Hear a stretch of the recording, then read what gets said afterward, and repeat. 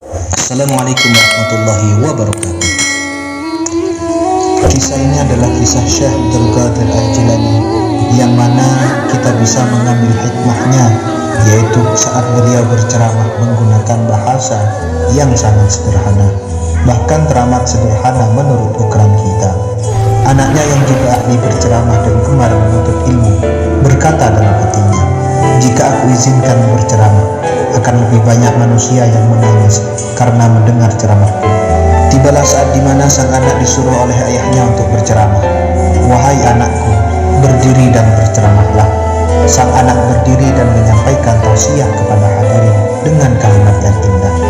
Tidak lupa mengutip firman Allah, hadis Nabi, syair, dan ungkapan ahli hikmah.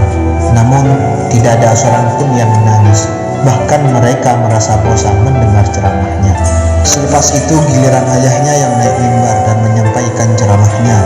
Dalam ceramahnya ia berkata, "Para hadirin, tadi malam istriku menghidangkan ayam panggang yang sangat lezat, tapi tiba-tiba seekor kucing datang dan memakannya." Mendengar kalimat tersebut, para jemaah pengajian menangis histeris. Dalam dirinya, sang anak berkata, "Aneh, aku bacakan firman Allah, hadis Nabi, syair, dan berbagai hikmah, tidak ada satupun yang menangis. Tapi ketika ayahku menyampaikan ucapan yang tidak ada artinya, mereka justru menangis. Sungguh aneh, apa sebabnya?" Saudaraku, mari kita mengambil hikmah dari kisah ini. Kenapa ceramah Syekh Abdul Qadir lebih merasuk ke dalam hati pendengarnya dibandingkan ceramah putranya?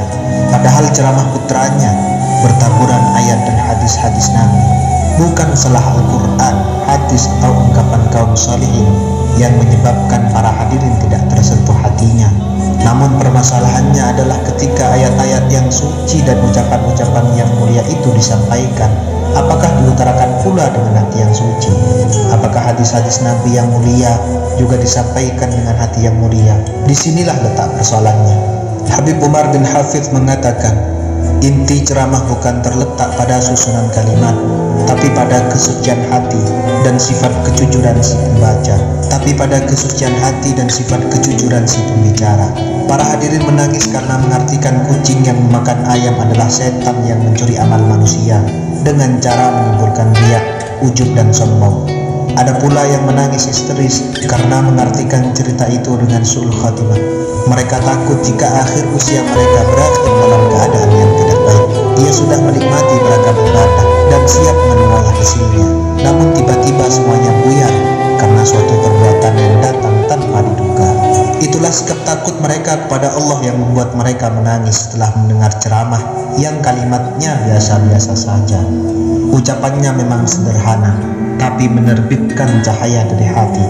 Berkat cahaya hati Syekh Abdul Qadir Al-Jilani, hati yang bening, ikhlas, dan jujur akan memberikan manfaat yang sangat besar dalam perilaku kita.